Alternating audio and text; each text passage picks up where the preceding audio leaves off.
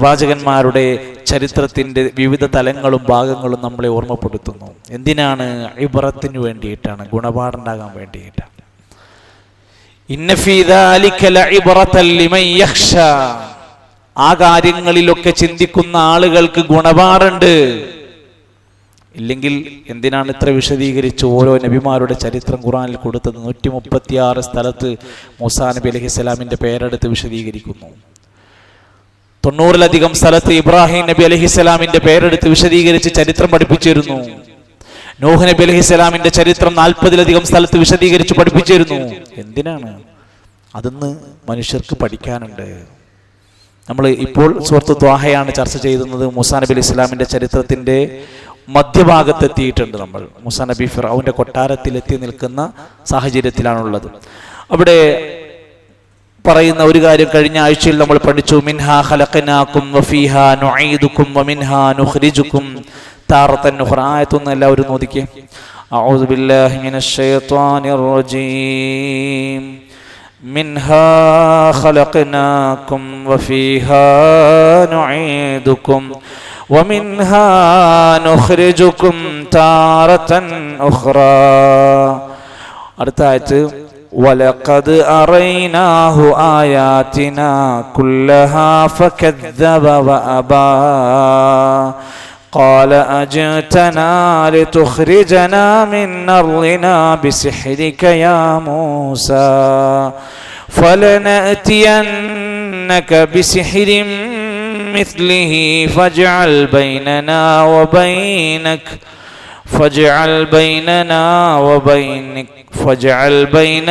وبينك موعدا لا نخلفه نحن ولا أنت مكانا سوى. ഇൻഷാല്ലാ നമുക്ക് ആയത്ത് ഞാൻ ഓതി തരുന്ന ഭാഗം ശ്രദ്ധിച്ചു ഓതുക. വലഖദ് അറൈനാഹു ആയാതിനാ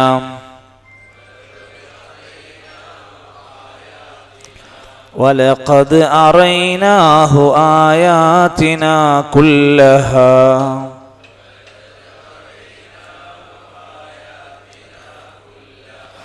فكذب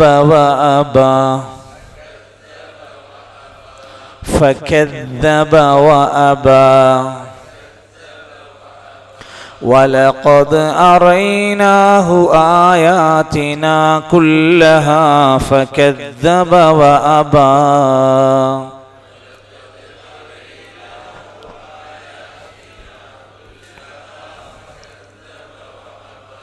قال أجئتنا لتخرجنا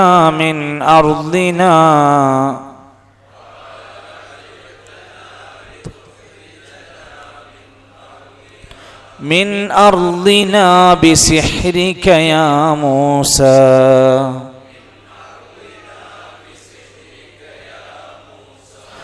قال أجئتنا لتخرجنا من أرضنا بسحرك يا موسى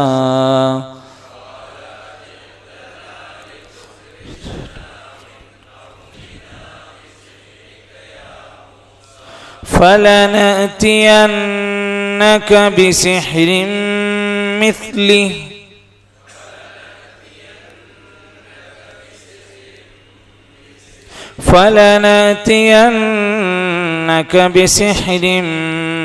مثله فاجعل بيننا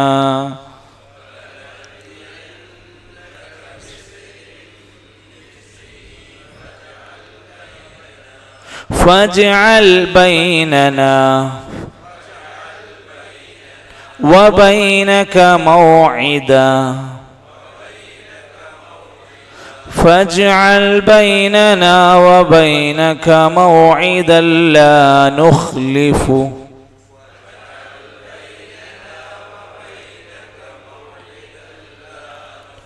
لا نخلفه نحن ولا أنت مكانا سوى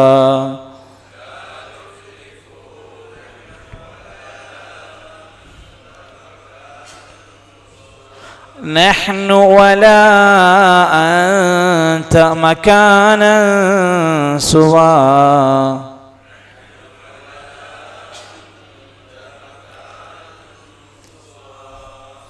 ولقد أريناه آياتنا كلها فكذب وأبى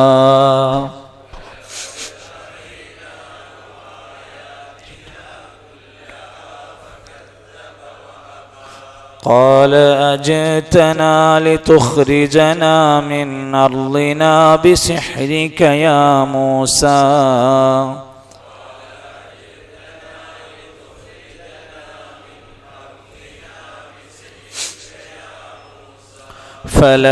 فلنأتينك بسحر مثله فاجعل بيننا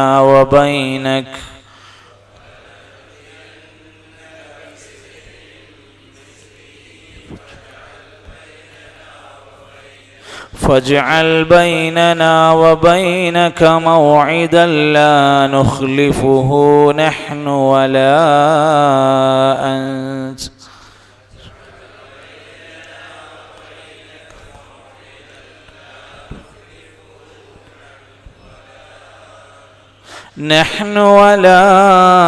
أنت مكانا سوى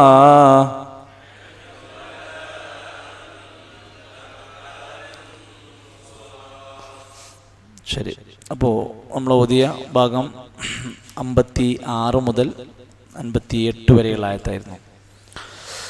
അതിനു മുമ്പ് നമ്മൾ ഓതിയ മിൻഹാ ഖലഖനാകും വഫീഹാ നുഈദുകും വമിൻഹാ നുഖ്രിജുകും താറത്തൻ നുഖറ, മണ്ണിൽ നിന്നാണ് മനുഷ്യ നിങ്ങളെ പടച്ചത്, മണ്ണിലേക്കാണ് നിങ്ങളുടെ മടക്കം, മണ്ണിൽ നിന്നും നിങ്ങളെ വീണ്ടും ഒരിക്കൽ കൂടെ നാം പുറത്തു കൊണ്ടുവരുന്നതാണ്.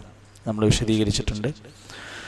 തൊട്ടടുത്ത ആയത്ത് അല്ലാഹു തആല വീണ്ടും പറയാണ്, വലഖദ് അറൈനാഹു ആയാതിനാ കുല്ലഹാ ഫകദ്ദബ വഅബാ.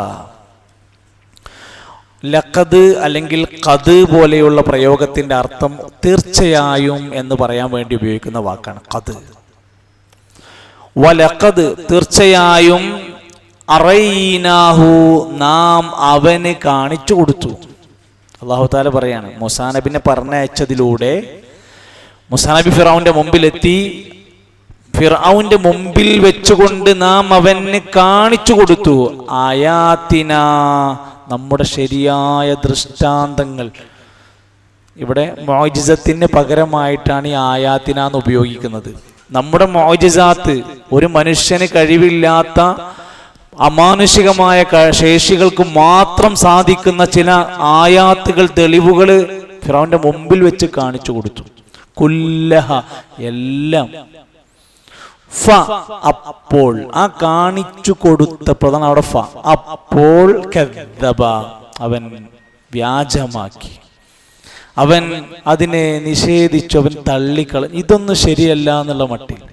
വ അബ, അവൻ വിസമ്മതിക്കുകയും ചെയ്തു. ഇത് അംഗീകരിക്കാൻ അവൻ കൂട്ടാക്കിയില്ല. ഇതൊന്നും വലിയ ദൃഷ്ടാന്തമാണ് എന്ന് അംഗീകരിക്കാൻ പോലും തയ്യാറായില്ല. ഇത് മൂസാ നബി അലൈഹി ഇസ്ലാമിന്റെ ഈ ഒരു സംഭവത്തെ വിശദീകരിച്ചുകൊണ്ട് ഇബ്നു കസീർ റഹ്മത്തുള്ളാഹി അലൈഹി രേഖപ്പെടുത്തുന്നുണ്ട്. അന്നഹു ഖാമത്ത് അലൈഹിൽ ഹുജജ് വൽ ആയാതി വദ്ദലാലാത്ത്.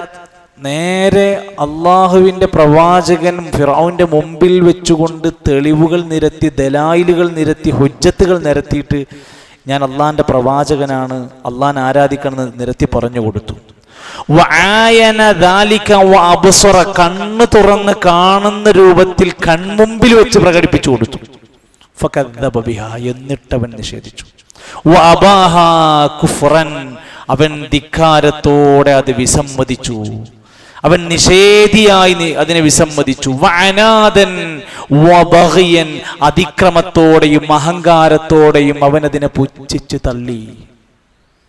കമാ ഖാല തആല, സൂറത്തുൻ നംലിന്റെ 14-ാമത്തെ ആയത്തിൽ. നംല് എന്ന് പറഞ്ഞ അർത്ഥം നംല്, ഉറുമ്പ്. ആ സൂറത്തിന്റെ 14-ാമത്തെ ആയത്തിൽ ഫിർഔനിനെ പോലെയുള്ള ആളുകൾ സത്യം കണ്ടിട്ട്, സത്യം അറിഞ്ഞിട്ട്, നമ്മുടെ നാട്ടിലൊക്കെ ഇന്ന് കണ്ടുകൊണ്ടിരിക്കുന്ന പരമമായ യാഥാർത്ഥ്യമാണ്, സത്യം ബോധ്യപ്പെട്ടിട്ട് അത് അംഗീകരിക്കാൻ കഴിയാത്തതിന്റെ കാരണം എന്താണെന്നാണ്. അതാണ് പറഞ്ഞ് വജഹദൂ ബിഹാ വസ്തൈഖനത്ഹാ അൻഫുസുഹും أنفسهم ظلما وعلوا فانظر كيف كان عاقبة المفسدين.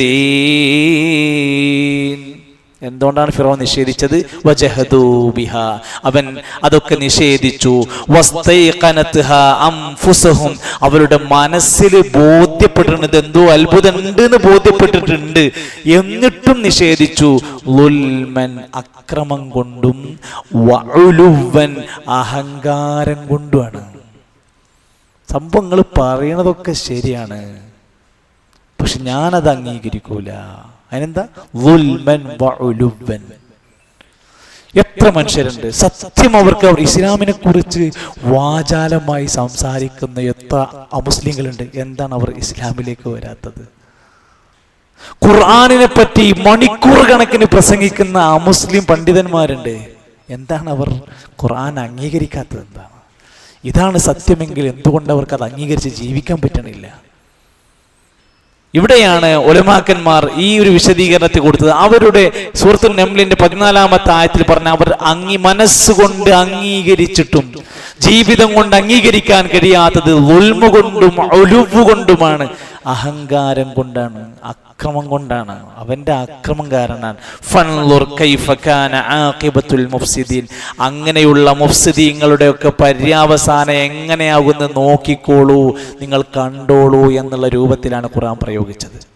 അങ്ങനെ ഈ ദൃഷ്ടാന്തങ്ങൾ കൊണ്ടുവന്നിട്ടും അംഗീകരിക്കാൻ കഴിയാതെ പോയപ്പോൾ അവന് ഇനി എങ്ങനെയെങ്കിലും പിടിച്ചു നിൽക്കാൻ, മൂസാ നബിന്റെ മുമ്പിൽ എന്തെങ്കിലും പറഞ്ഞ് പിടിച്ചു നിൽക്കാൻ അവൻ കണ്ട മറുപടി എന്താ നോക്കി? ഖാല അജിഅ്തനാ ലിതുഖ്രിജനാ മിൻ അർളിനാ ബിസിഹ്രിക യാ മൂസാ ഫലനഅതിയന്നക ബിസിഹ്രിൻ مثله فاجعل بيننا وبينك موعدا لا نخلفه نحن ولا أنت مكانا سوى. രണ്ടായത്ത് നോദിക്കേ. قال أجئتنا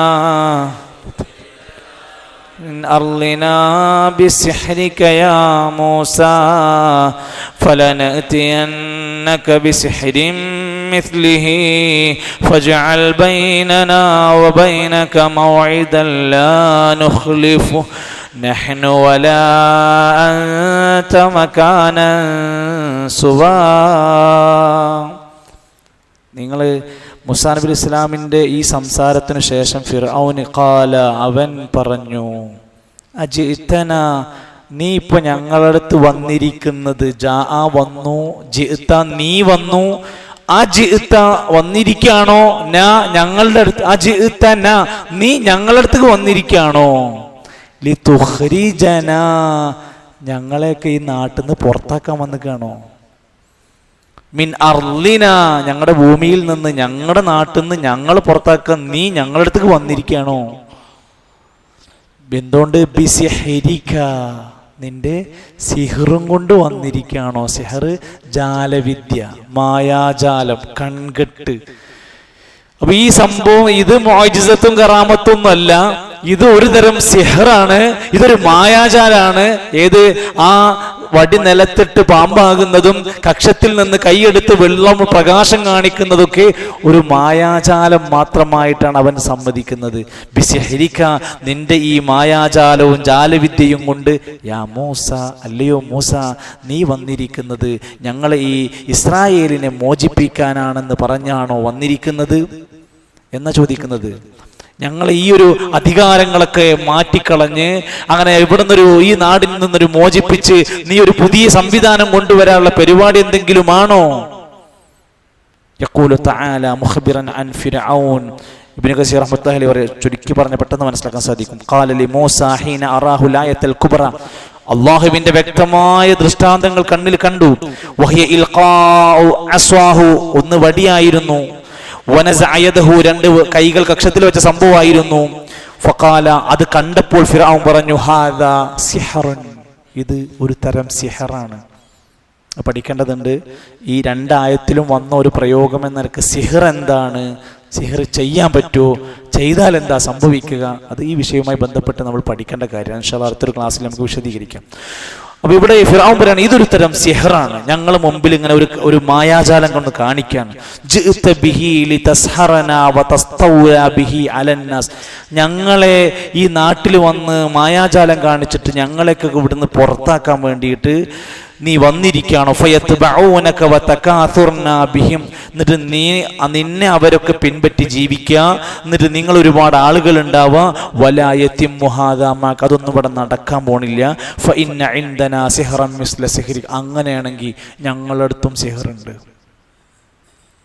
ഞങ്ങളടുത്തും സിഹർ ചെയ്യാൻ പറ്റണ, തോൽപ്പിക്കാൻ പറ്റുന്ന മായാജാലൊക്കെ ഞങ്ങളെടുത്തുണ്ട്. അതിലൊന്നും നിനക്ക് ജയിക്കാൻ കഴിയില്ല, ഞങ്ങളെ തോൽപ്പിക്കാനൊന്നും നിനക്ക്. ഒരു വെല്ലുവിളിയുടെ ഭാഗമായിട്ടാണ് ഇനി സംസാരിക്കുന്നത്.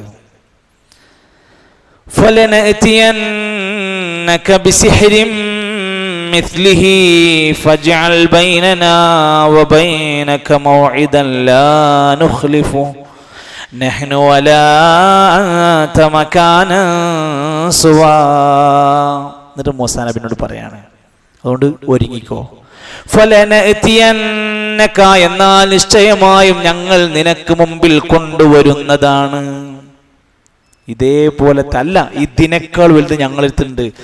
അന്നത് ഫിർഔൻ പറയാൻ കാരണമുണ്ട്, അവനക്ക് ധൈര്യമുണ്ട്. അവൻ്റെ മുമ്പിൽ, അവൻ്റെ കീഴിൽ, കൊട്ടാരത്തിൽ ധാരാളക്കണക്കിന് സാഹിര്യങ്ങൾ, ലോകോത്തര നിലവാരത്തിലുണ്ടായിരുന്ന സാഹിര്യങ്ങൾ അവൻ്റെ കയ്യിലുണ്ടായിരുന്നു.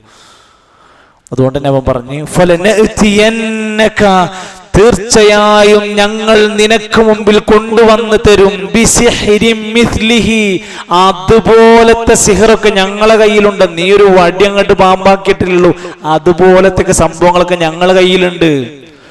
ഫജഅൽ ബൈനനാ വബൈനക മൗഇദ, നമുക്ക് രണ്ടു കൂട്ടർക്കും കൂടി ഒരു സ്ഥലം തീരുമാനിക്കാം. ഇതൊരു വലിയ പോരാട്ടമാണ്. ഫജഅൽ ബൈനനാ, ഞങ്ങൾക്കിടയിലും, വബൈനക, നിനക്കിടയിലും, മൗഇദൻ, ഒരു കരാറ്. ഇന്ന സ്ഥലത്ത് ഇന്ന സമയത്ത് നമ്മൾ രണ്ടു കൂട്ടരും കൂടി മുന്നോട്ട് പോകണം. ഇതിൽ ആരാണ് ജയിക്കുക അങ്ങനെ നമുക്ക് വെച്ചിട്ട് മായാജാലം കൊണ്ട് ആര് ജയിക്കും നമുക്ക് നോക്കണം. ലാ നുഖ്ലിഫുഹു, ഞങ്ങൾ ആ പറഞ്ഞ വാക്ക് ലംഘിക്കൂല. നിങ്ങൾ പറയുന്ന സമയത്ത്, പറയുന്ന സ്ഥലത്ത് ഞാനും എൻ്റെ മായാജാലക്കാരും വരും. ഞങ്ങൾ ഒരിക്കലും കരാർ ലംഘിക്കൂല, ആ കരാർ കൃത്യമായിട്ട് വരും. നഹ്നു, ഞങ്ങൾ, വല അൻത, നിങ്ങളും, അല്ലെങ്കിൽ മൂസ നീയും കരാർ ലംഘിക്കരുത്. സമയം പറഞ്ഞ സമയത്ത് സെറ്റപ്പൊക്കെ ആയിട്ട് വരണം. വനഹ്നു, ഞങ്ങൾ വരാം. വല അൻത, നിനക്കും ലംഘിക്കാൻ പാടില്ല. മകാനൻ സുവാ, ഒരു മക്കാനിലേക്ക് വരണം. എന്താ മക്കാന്? ഒരു സ്ഥലം.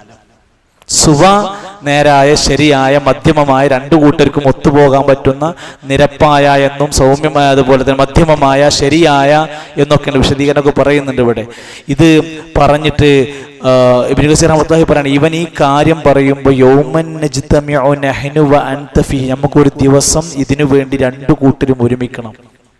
നീ ഒറ്റയ്ക്ക് ഉണ്ടാവുള്ളൂ, ഞങ്ങൾ എല്ലാവരും ഉണ്ടാവൂട്ടോ.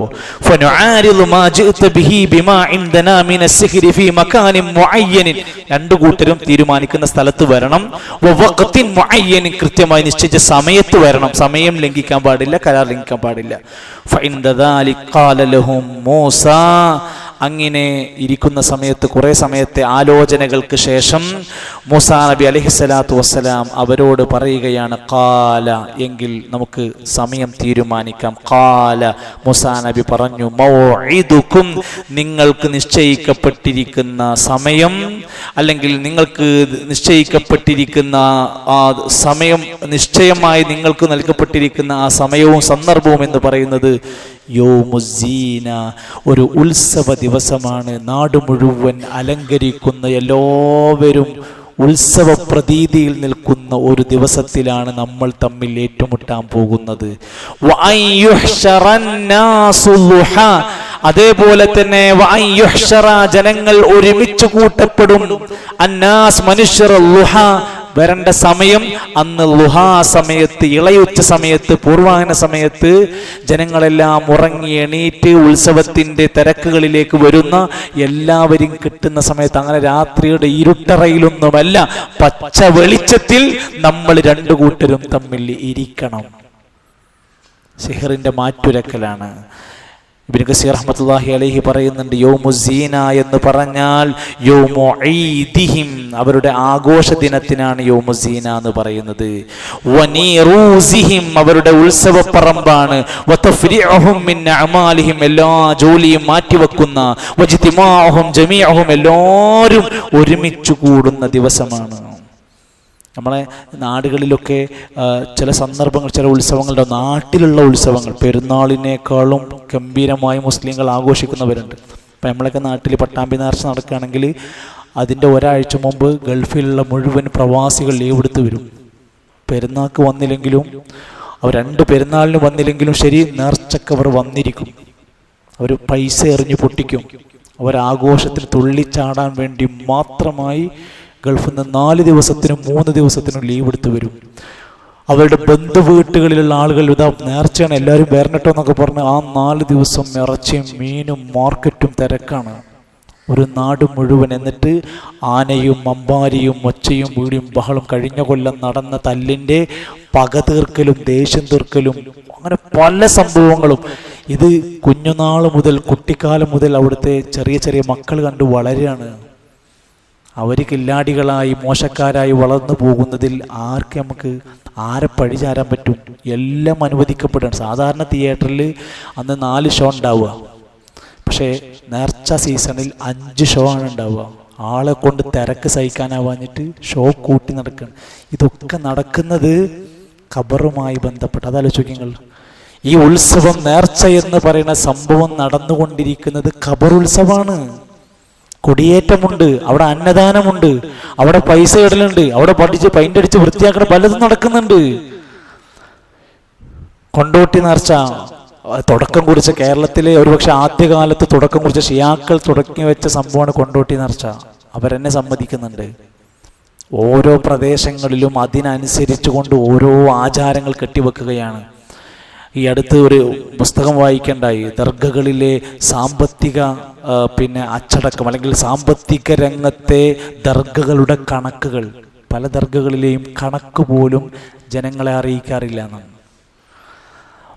രാഷ്ട്രീയം മറന്ന് ദർഗകളിലെ സ്ഥാനത്തിനു വേണ്ടി മത്സരിക്കാറുണ്ട്. ഒരേപോലെ ബായി ആയി CPM-കാരനും കോൺഗ്രസ്സുകാരനും ലീഗറിനൊക്കെ ഒരു സ്ഥാനം കിട്ടാൻ വേണ്ടിയിട്ട് ദർഗയിലെ സ്ഥാനത്തിനു വേണ്ടി മത്സരിക്കാറുണ്ടായിരുന്നു. എന്തിനാണെന്ന് ചോദിച്ചാൽ കിട്ടണതിൻ്റെ 50-50 അടിക്കാൻ വേണ്ടിയിട്ട്.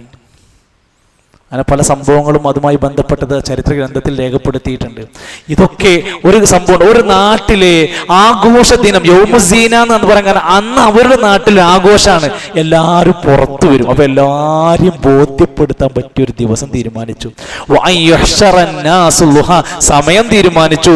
ളുഹാ സമയമാണ്. കാരണം എന്താ?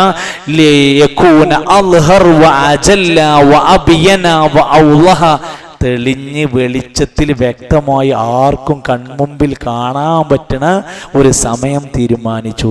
വഖാല ഇബ്നു അബ്ബാസ് റളിയല്ലാഹു അൻഹു വകാന യൗമുസ്സീന യൗമു ആശൂറ. അന്ന് അവർ ആഘോഷിച്ചിരുന്ന ആഘോഷ ദിവസം ആശൂറ ദിവസമായിരുന്നു. ആശൂറ ഏത് തീയതിയിലാണ്? അറബി മാസത്തിൽ മുഹറം 10 ആശറ ആശൂറ. അപ്പോൾ 9 എന്താ പറയാ?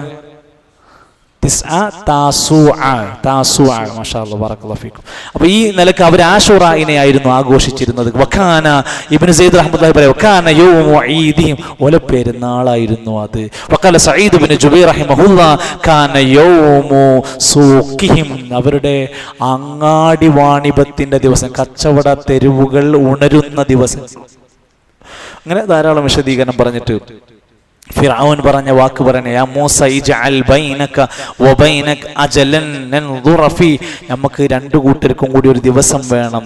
വഖാല മൂസ ലം ഉമറു ബിഹാദാ ഇന്നമാ ഉമിർതു ബിമുനാജസതിക ഇൻ അൻത ലം തഖ്റുജ് ദഖൽത ഇലൈക് ഫഔഹല്ലാഹു ഇലാ മൂസ അൻ ഇജ്അൽ ബൈനക വബൈനഹു അജല വഖുൽ ലഹു അൻ യജ്അലഹു. അങ്ങനെ കുറഞ്ഞ ഒരു സമയപരിധി നീട്ടിവെക്കുക. പെട്ടെന്ന് സമയം കണ്ടെത്തണ്ട, പെട്ടെന്ന് മറുപടി പറയാൻ പറയണ്ട എന്ന് പറഞ്ഞ് കുറച്ച് സമയം കഴിഞ്ഞിട്ടാണ്, ഗ്യാപ്പ് ഇട്ടിട്ടാണ് പറഞ്ഞത് ഇജ്അൽഹു ഇലാ 40 യൗമ, ഒരു 40 ദിവസം കഴിഞ്ഞിട്ട് മതി എന്ന് അല്ലാഹു തആല വഹി കൊടുക്കുകയാണ്. ആ 40 ദിവസം കഴിഞ്ഞാലാണ് ഈ ആഘോഷത്തിന്റെ ദിവസം വരുന്നത്. പെട്ടെന്ന് തീരുമാനം വേണ്ട എന്ന രൂപത്തിലാണ് പറഞ്ഞത്. മക്കാനൻ സുവ, നല്ല സമമായി യോജിക്കാവുന്ന സ്ഥലം എന്ന് പറഞ്ഞാൽ മുൻസുഫ, സമതല പ്രദേശത്ത് എല്ലാവർക്കും കാണാൻ. അദ്ല വഖാല അബ്ദുറഹ്മാൻ ഇബ്നു സയ്യിദ് മുസ്തവിയം ബൈനന്നാസ്, ജനങ്ങൾക്കിടയിൽ എല്ലാവർക്കും കാണാൻ പറ്റുന്ന നല്ല ഒരു ഏരിയ. വമാ ഫീഹി ലാ യകൂന സൗബുൻ വലാ ശൈഉൻ യതഗയ്യബു ബഅദ ദാലിക അൻ ബഅദിൻ, പരസ്പരം അങ്ങോട്ടും ഇങ്ങോട്ടും മറയായി കാണാൻ പറ്റാത്ത സ്ഥലത്തൊന്നും വേണ്ട. എല്ലാവർക്കും മുസ്തൗഹീന യുറ, എല്ലാവർക്കും പച്ചക്ക് അവിടെ നടക്കുന്ന ആ രംഗം കാണണം, അവർ ബോധ്യപ്പെടണം, അവർ ഇസ്ലാമിലേക്ക് വരണം എന്നാണ് മൂസാ നബി ഉദ്ദേശിച്ചത്. ഇതൊക്കെ എന്തിനാണ് ഈ സമയം തീരുമാനിച്ച് ഈ സ്ഥലം തീരുമാനിച്ചത്? ഒരു പൊങ്ങച്ചത്തിനോ ആളെ കൂട്ടാനൊന്നുമല്ല. ഈ കാരണം കൊണ്ട് ജനങ്ങൾ ചിന്തിച്ച് അവർ ഇസ്ലാമിലേക്ക് വന്നിരുന്നെങ്കിൽ. ഞാൻ ഇത് നോദിക്ക്, വലഖദ് അറൈനാഹു ആയാതിനാ കുല്ലഹാ ഫകദ്ദബ വഅബാ قال جئتنا لتخرجنا من أرضنا بسحرك يا موسى فلنأتينك بسحر مثله فاجعل بيننا وبينك لا نخلفه نحن ولا أنت مكانا سوى قال موعدكم يوم الزينة وأن يحشر الناس ضحى